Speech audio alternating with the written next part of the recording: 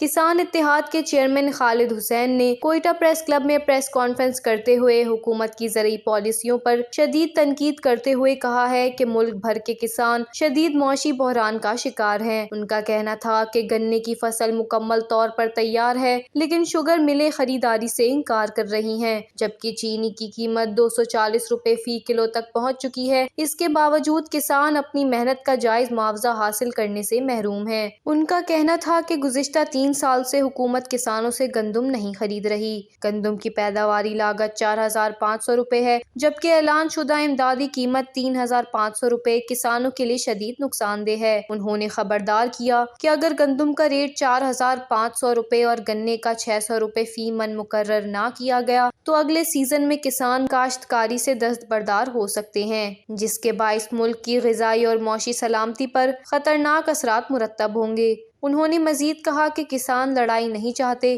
بلکہ صرف انصاف اور اپنی محنت کی صحیح قیمت کا مطالبہ کر رہے ہیں۔ وش نیوز، کوئٹہ، بلوچستان۔